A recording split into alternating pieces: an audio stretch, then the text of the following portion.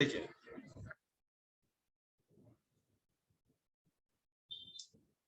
Chapter है global warming. आस्था दीदी का चैप्टर है क्लास 5 का ग्लोबल वार्मिंग। ठीक है, ध्यान दीजिएगा। अच्छा आपने, आप तो खैर अभी ही छोटे हैं, जब हम लोग छोटे थे ना तो इतनी जितनी गर्मी है ना इतनी गर्मी नहीं पड़ती थी। मैं बता रहा हूँ, पड़ती थी लेकिन इतनी ज्यादा गर्मी नहीं पड़ती थी। ठीक है, गर्मियों के मौसम छोटे होते थे। समर का सीजन, यार मेरे को बोलने दो यार, पैसे देते हो 500 रुपए। ठीक है ना, गर्मियों का मौसम छोटा होता। अब आप देखोगे जैसे ही अभी स्प्रिंग का मौसम होता है ना, फरवरी का, फरवरी से ही गर्मियां धीरे धीरे स्टार्ट होने लगती, और पहले मार्च के लास्ट तक भी गर्मी नहीं आती थी। समझ रहे हैं? तो इसी को, अच्छे से बैठो, इसी को कहते हैं ग्लोबल वार्मिंग। मतलब कि धरती का टेम्परेचर धीरे धीरे बढ़ते जाना। ये हुआ कैसे? इसके लिए सबसे अधिक इंसान रिस्पॉन्सिबल है, हम और आप ह्यूमन बींग्स रिस्पॉन्सिबल। देखिए कैसे। सबसे पहले मैं आपको दो तीन चीज बता। पहली चीज कि ग्रीन हाउस क्या होता है, ग्रीन हाउस इफेक्ट क्या होता है, और ग्रीन हाउस गैस क्या है। ये जैसे ही आप समझ लोगे आपको ग्लोबल वार्मिंग भी समझ में आ जाएगी। ठीक है, तुम भी सुनो, तुमसे पूछेंगे। तो जहां बहुत अधिक बर्फ गिरती है, स्नोफॉलिंग होती है, ठीक है, जैसे कनाडा, नॉर्वे, स्वीडन, मैंने वर्ल्ड मैप पे दिखाया ना, जो ऊपर के आर्कटिक रीजन के आसपास के क्षेत्र होते हैं, नॉर्थ पोल के आसपास, तो वहां पर क्या होता है, पौधों को उगाने के लिए, प्लांट्स को ग्रो कराने के लिए, अब इतना ज्यादा नो, उंगली काट देंगे, चक्रधारी कृष्ण बनेगी, बोलने तो दे, अभी क्वेश्चन स्टार्ट हो गए इनके क्लीन बोल्ड। अब खुद सोचिए, यहाँ पे सर्दियां बहुत ज्यादा पड़ती तो देखते हो सारे पेड़ पौधे मुरझाने, छोटे छोटे पौधे मुरझाने लगते हैं, ग्रो नहीं कर पाते अच्छी तरह, होता है ना। और वहां पर तो बर्फ ही इतनी गिरती है, बर्फ ही इतनी गिरती है, तो वहां पर प्लांट का ग्रोथ तो बड़ा मुश्किल है। प्लांट उगेगा कैसे? बर्फ में प्लांट उग सकता है? नहीं उग सकता। और वहां जो बसंत का मौसम होता है, स्प्रिंग का जो मौसम होता है वो, और समर का वो भी बहुत छोटा होता है। तो प्रॉब्लम ये है, वहां पर क्या किया जाए, वहां पर क्या करते हैं, कांच का ग्लास हाउस बनाते हैं, ग्लास का घर बना देते हैं चारों तरफ से। बिल्कुल, लो दिखाओ, ये ग्लास हाउस देख रहे हैं ना, ऐसे इस तरह का पूरा ग्लास लगा देते हैं फ्रेम में, और अंदर ग्रीन ग्रीन कलर के प्लांट लगा देते हैं। समझ में है? ठीक है, यहाँ पे ठीक, मैं दिखा देता हूं आपको यहाँ वीडियो में। देखिए, तो इसमें क्या होता है, अब आखिर ऐसा क्यों किया गया, इसका क्या फायदा है? देखिए, इसका ये फायदा होता है कि कांच की एक खासियत होती है, ग्लास की एक खासियत होती है, लाइट बाहर से उसके अंदर आ तो सकता है, लेकिन अंदर से टकराने के बाद, रिफ्लेक्ट होने के बाद लौट नहीं सकता। बात समझ रहे हैं? आपने कभी देखा होगा, हर घर में तो एक दो कार तो होगी ही, कोई मुझे मुश्किल से है कोई बच्चा दिखता होगा जिसके घर में कोई कार नहीं होगी, जरूर कार।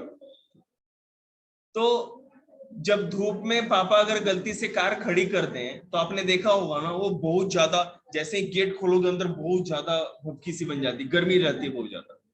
क्यों? इसलिए क्योंकि वहां पर जो बाहर से धूप आती है ना कांच पर, तो लाइट अंदर चली जाती है, और लाइट के साथ साथ हीट भी अंदर चली जाती है।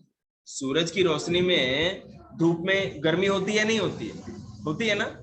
तो गर्मी भी अंदर चलेगी कांच के गेट के, लेकिन वो लौट के बाहर नहीं निकल पाती। ठीक है, इसी को ग्रीन हाउस इफेक्ट करते हैं। इसीलिए वो कांच के जो घर बनाए जाते हैं, ऊपर से सूरज की जो रोशनी आती है ना नीचे, तो उस कमरे के अंदर ही लॉक होके रह जाती, बाहर वो गर्मी नहीं निकल पाती। समझ रहे हैं बात को? ग्रीन हाउस इफेक्ट क्या है, फिर से सुन लीजिए। Our earth is covered by a layer of air called atmosphere. Some gases in the atmosphere trap the heat from the sun and make the surface of the earth warm. This is known as greenhouse effect. जैसे कि आपको पता, क्यों उस तरह करते हो? तुम क्या डमरू हो, हिलते रहते हो? आराम से बैठो ना। हमारे अर्थ के ऊपर पता है ना बहुत सारी गैसेस की लेयर है, एटमॉस्फेयर, हवाओं की बहुत सारी परतें, लेयर्स है ना, वो भी एक तरह के ग्लास का ही काम करते हैं। ठीक है, उस बता तो रहे हैं, बोलने तो दो। उस एटमॉस्फेयर में क्या होता है, हमारा एटमॉस्फेयर, सन तो बहुत दूर है ना, तो सूरज की रोशनी हम तक आती है एटमॉस्फेयर को क्रॉस करके। जिस तरह से कार के अंदर अगर आप हो तो गर्मी, सूरज की रोशनी कहां से जाएगी? बाहर से, उस कांच के थ्रू ही आप तक आएगी ना, कांच से होते हुए। उसी तरह से हमारे एटमॉस्फेयर को क्रॉस करके अर्थ तक भी सन की रोशनी आती है, लाइट आती है। तो जिस तरह से ये आपने ग्रीन हाउस देखा कि सूरज की रोशनी आई, ट्रैप होके गर्मी अंदर रह गई, बाहर नहीं निकल पाई, तो ये तो फायदे का बात था। इससे तो फायदा, क्योंकि बेटा जो रिफ्लेक्टेड लाइट होती है ना, एक बार टकराई और फिर रिफ्लेक्ट होके लौटती, ठीक है, टकरा के लौटना, तो लौटने के समय है ना, उसमें इतनी पावर नहीं होती कि उसको क्रॉस कर सके। समझ रहे? एक बात तो ये, लेकिन हमारे एटमॉस्फेयर में कुछ ग्रीन हाउस गैसेज होती है। अब आप ये सोचोगे कि एटमॉस्फेयर में भी तो कुछ ऐसा होगा ना जो कांच वाला काम करता होगा। तो हमारे एटमॉस्फेयर में या वायुमंडल में जो हम लोग हैं, इसके ऊपर जो भी है सब एटमॉस्फेयर, उसमें क्या होता है, उसमें ग्रीन हाउस गैसेज होती हैं। और ग्रीन हाउस गैसेज में सबसे बड़ा गैस कौन सा है? Carbon dioxide. हाँ, अब ग्रीन हाउस गैस में क्या हुआ, कार्बन डाइऑक्साइड और मीथेन गैस, ठीक है, ये दो गैस मैन है। तो कार्बन डाइऑक्साइड के बारे में तो आपने सुना होगा, जब भी हम कोई चीज जलाते हैं तो कार्बन डाइऑक्साइड गैस निकलती है। कोयले को भी जलाएंगे तो कार्बन डाइऑक्साइड गैस निकलेगी, लकड़ी को भी जलाएंगे तो कार्बन डाइऑक्साइड गैस निकलेगी। तो हमने अपने अर्थ पर इतना कार्बन डाइऑक्साइड जनरेट कर लिया, धीरे धीरे वो कार्बन डाइऑक्साइड की मात्रा बढ़ती जा रही है। और जैसे जैसे कार्बन डाइऑक्साइड की मात्रा या क्वांटिटी बढ़ती जा रही है, तो सूरज से आने वाली जो लाइट है ना, धरती से टकराती है, और टकरा के जब लौटती है, तो जो हमारे एटमॉस्फेयर में कार्बन डाइऑक्साइड गैस होती है ना, वो उसको बाहर, एटमॉस्फेयर के बाहर नहीं जाने देती, उसको वहीं पे सोख करके लॉक करके रख लेती।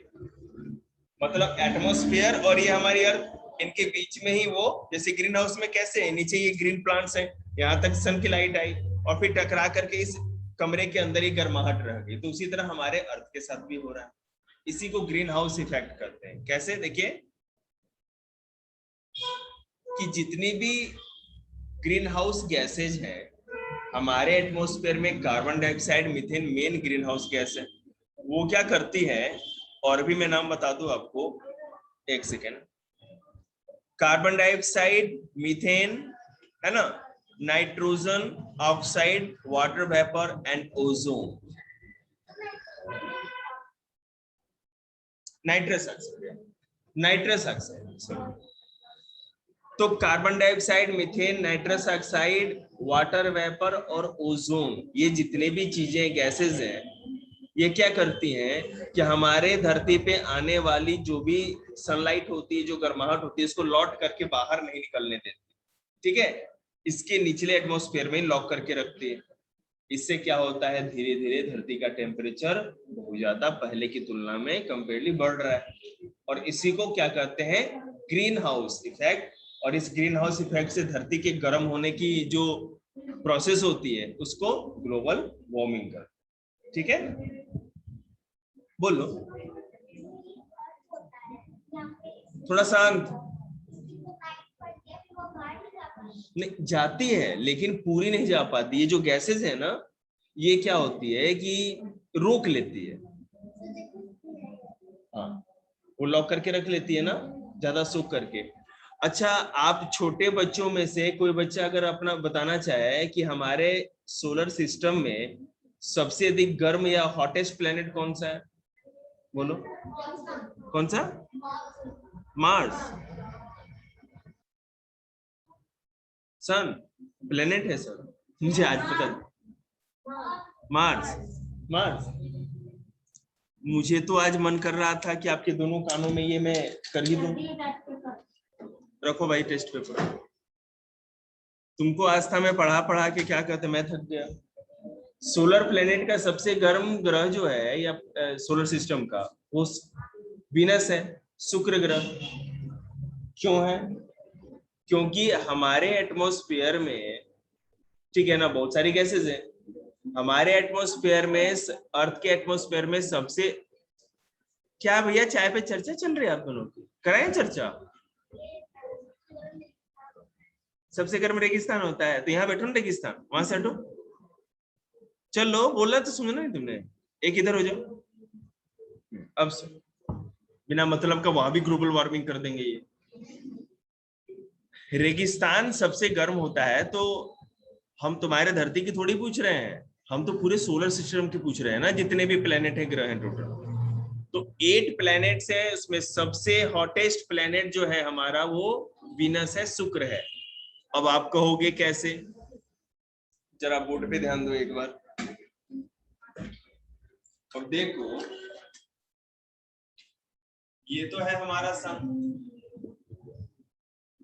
उसके बाद ये है मरकरी, वीनस, अर्थ, मार्स, जुपिटर, सैटर्न, यूरेनस।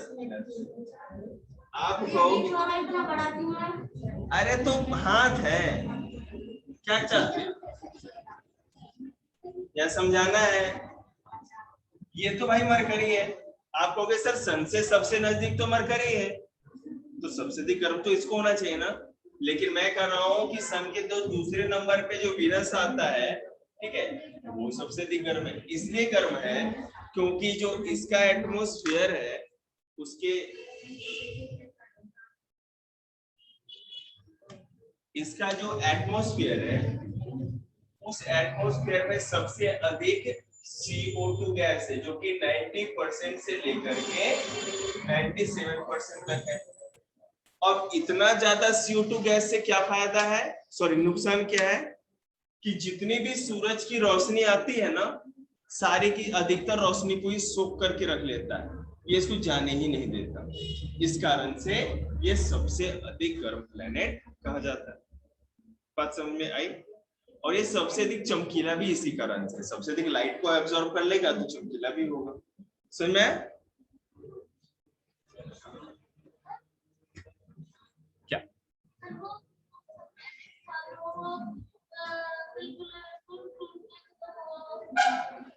टूट टूट के पतला हुआ? बेटे दीपक को पर्दा लगाना, वो आंख पे चमक आ रही है। सबसे लास्ट वाले को और पीछे पीछे आराम से, पर्दा मत गिरा देना बस। हाँ, कौन टूट के पतला हो गया?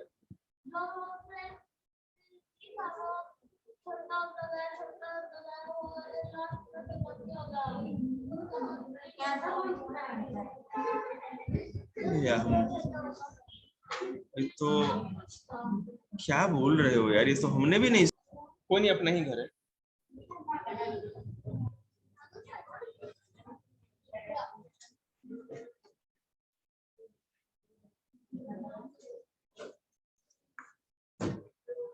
देखिएगा,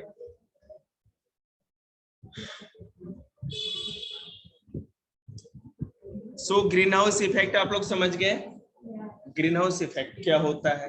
ग्रीन हाउस क्या होता है? ग्रीन हाउस एक कांच का घर होता है, जो ज्यादा सर्दी वाले इलाकों में बनाया जाता है, ताकि सूरज की गर्मी जब नीचे आए तो लॉक होकर के रह जाए, बंद होकर के रह जाए, ताकि पौधों को ज्यादा गर्मी मिल सके। ग्रीन हाउस इफेक्ट क्या होता है? नेता बनोगे? अरे तो वहां सर्दी ज्यादा पड़ती है ना, वहां गर्मी की जरूरत है, इसलिए। स्कूल में पूछा ये, उठ जाती तुम अब तक। बोलो, अब बोलो। अपने आप प्लांट्स कैसे उग जाते हैं? अरे बेटे ऐसे थोड़ी उगते हैं, खुरपा लेकर के बीज डालना पड़ता है, पानी डालना पड़ता है, तब उगते हैं। ऐसे कैसे उग जाएंगे? जादू कुछ भी, चुड़ैल की आत्मा थोड़ी, उसमें खुद ही उग जाएगी। फूकमारी ग्रीन, फूकमारी रेड, ऐसा थोड़ी है कुछ। यार ज्ञान मत बांटो, सब आर्यभट्ट बनोगे, आता ढेला नहीं किसी ने कुछ। अभी पता ना किस ग्रह को तोड़ दिया, दूसरे को पता चल गया तो अभी यहाँ पे आ जाएंगे हाहाकार मचाने। देखिए चुप रहिए।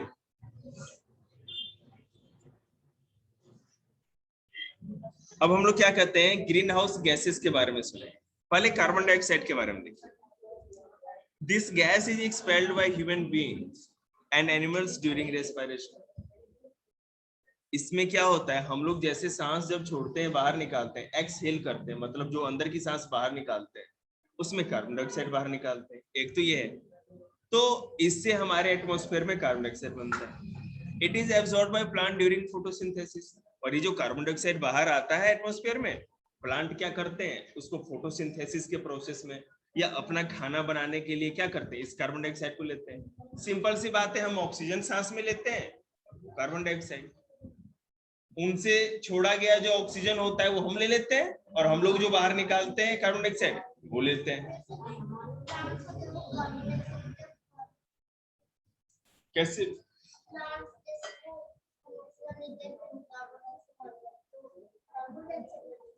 हम नहीं है, हम लोग कार्बन डाइऑक्साइड निकालते हैं और वो ऑक्सीजन निकालते हैं, ठीक है। अब देखो, this amount of carbon dioxide in the atmosphere increases due to various human activities like burning fuels and cutting down trees. अब खुद सोचो, हमने जो कार्बन डाइऑक्साइड निकाला वो प्लांट ले ले, उनके अंदर चला गया, बात खत्म, कोई दिक्कत नहीं।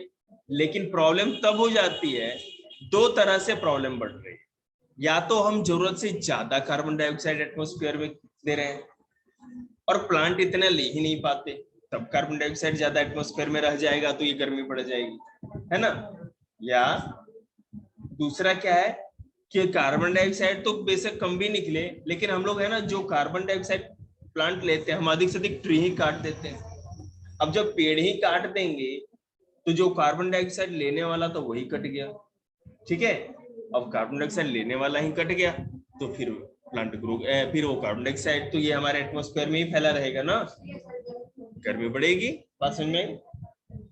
या तो हम जरूरत से ज्यादा कार्बन डाइऑक्साइड बना रहे हैं, और वो कैसे, फ्यूल को जला करके, लकड़ियों को जला करके, ठीक है, और नहीं तो पेड़ों को काट रहे हैं। इन दोनों तरीकों से कार्बन डाइऑक्साइड ज्यादा एटमॉस्फेयर में बढ़ रहा है और जिससे ग्लोबल वार्मिंग हो रही है। समझ में? तू तो रहने दे। कौन सर, कौन बोला? तू चुप। देखिएगा, एक तो कार्बन डाइऑक्साइड आपने देख लिया, मीथेन की बात देखते हैं। This gas is released when fossil fuels are burned. Also burning animal dung, है ना, releases a large amount of methane gas into the atmosphere.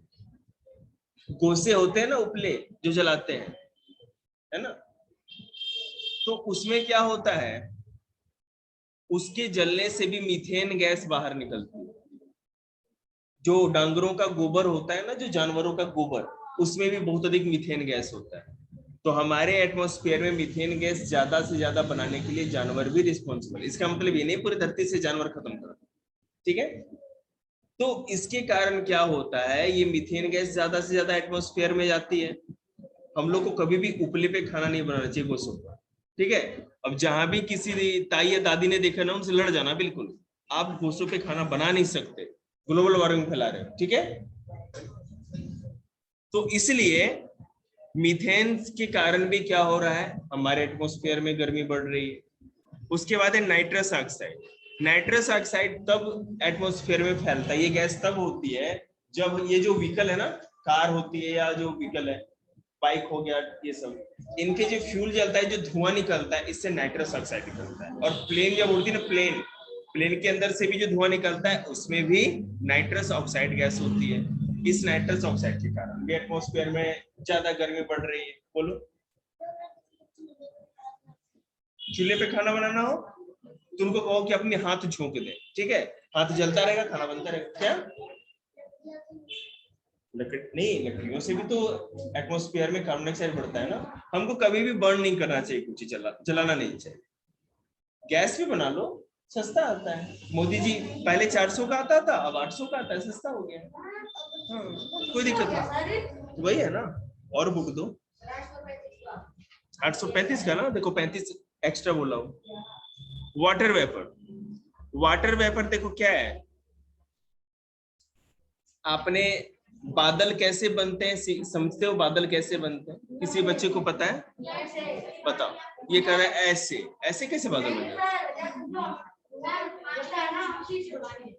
पीना है आपको? उसमें नहीं है पानी?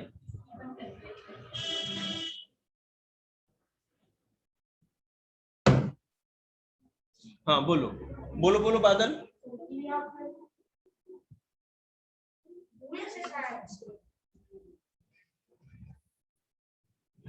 देखिए क्या होता है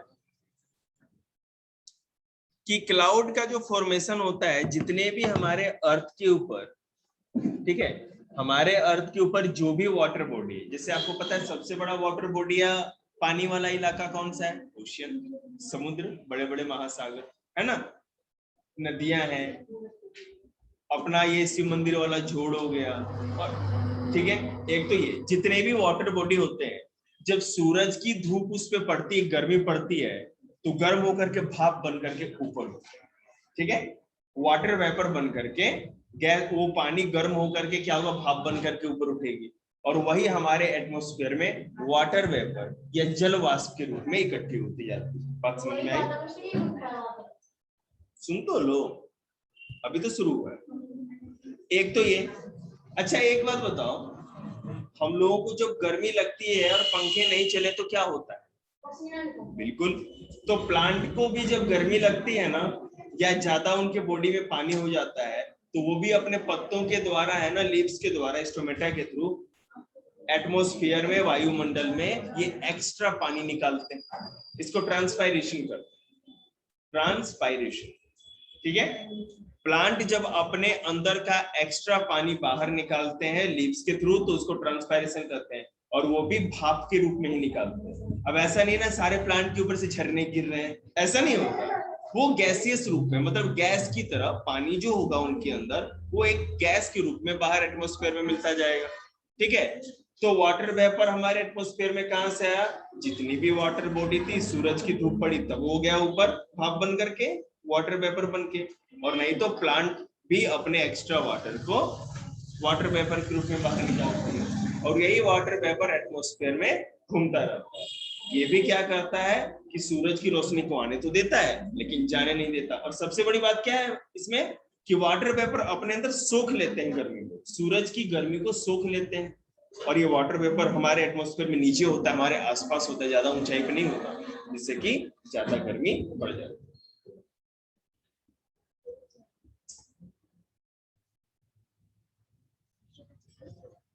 स्टेपल होगा, एक बड़ा सा मोटा सा गट्टी होगा,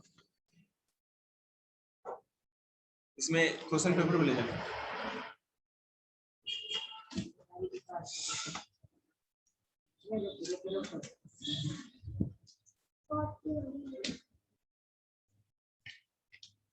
लोग घर पे क्यों नहीं बोल देते हो कि मैं तो पेपर नहीं दे रहा, जाओ, सुना है मुझे। आप लोग घर पे बोल दिया करो, चिल करो, ऐसा नहीं कर सकते, हिम्मत ही नहीं तुम लोगों में। देखिएगा, वैसे मेरे अंदर भी नहीं थी बचपन में।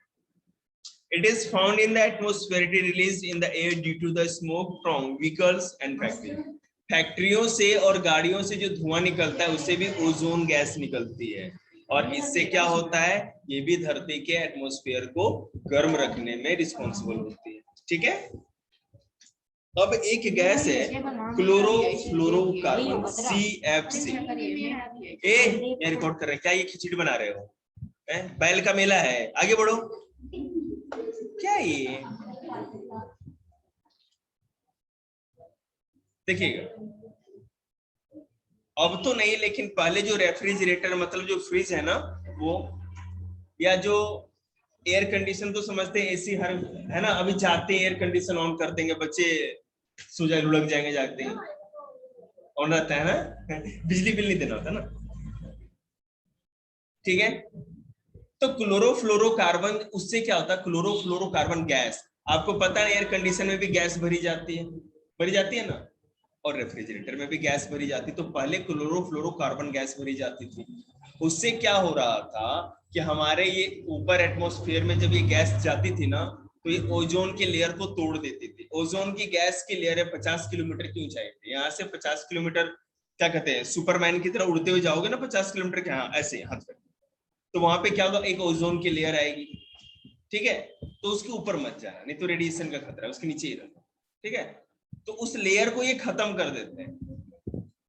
क्लोरोफ्लोरोकार्बन गैस जो होती है वो क्या करती है, ओजोन जो होता है उसका फॉर्मूला होता है O3। अब प्रोफेसर ये कौन सी बीमारी है, मतलब कि ऑक्सीजन 1, ऑक्सीजन 2, ऑक्सीजन 3, 3 ऑक्सीजन के छोटे छोटे एटम मिलते हैं तो O3 बन जाता है, ठीक है। अरे आशीष इधर आओ, बैठो, ठीक है। अब क्या करते हैं कि क्लोरोफ्लोरोकार्बन गैस में, जब ले और क्या, कुछ फिटनेस ही ठीक हो जाएगा। देखिएगा, तो इसमें क्या होता है ना, क्लोरोफ्लोरोकार्बन गैस में क्या क्लोरीन होता है, क्लोरीन क्या करता है, इनसे टकरा करके इनको कहता है भैया तुम इधर जाओ, भैया तुम इधर जाओ, और तुम इधर, मतलब तीनों के बॉन्डिंग को तोड़ देते हैं, ठीक है। तो इससे क्या होता है, हमारा जो ओजोन लेयर है वो भी डिस्ट्रॉय हो जाता है। अब हम लोग बात करेंगे कि global warming and its effect. तो ग्लोबल वार्मिंग तो समझ गए, हमारे एटमॉस्फेयर में ग्रीन हाउस गैसेज के बढ़ने के कारण धरती का टेम्परेचर धीरे धीरे बढ़ता ही जा रहा है। क्या बच्चे डरते बहुत जाते हैं, बिना मतलब का टेस्ट देते रहते, ठीक है। तो धरती का टेम्परेचर बहुत ज्यादा बढ़ता जा रहा है, धरती को तो बुखार भी है, इनकी छोटी बहन है ना, छोटी मतलब ज्यादा छोटी, उनका नाम धरती है, धरती को बुखार है। तुम लोग रिस्पॉन्सिबल हो इस बुखार के लिए, ग्लोबल वार्मिंग फैला रखा है तुम लोगों ने। देखो तो बच्ची ने बुखार लग गया, ये देखो एक और बच्ची है, या इसी में होगा, देख लो। अच्छा देविता, ग्लोबल वार्मिंग के लिए सबसे अधिक रिस्पॉन्सिबल गैस कौन सी है? नाइट्रोजन। और हमारे सोलर प्लेनेट का, सोलर सिस्टम का सबसे अधिक हॉटेस्ट प्लेनेट कौन सा है? देविता तो देविता है। हाँ, आप लोग टेस्ट देने से पहले देविता की शपथ जरूर खा लेंगे, गीता अवेलेबल नहीं है, देविता की शपथ खाएंगे आप। चलिए देखिए, सर मेरे को 2 बजे तक मैं असाइनमेंट भेजना है। ओके बेटा कर लो। तो ये रहा ग्लोबल वार्मिंग का चैप्टर। मुझे लग रहा है कि हंसते खेलते आप लोग सीख गए। क्या आगे का बस, और भी है पेज क्या?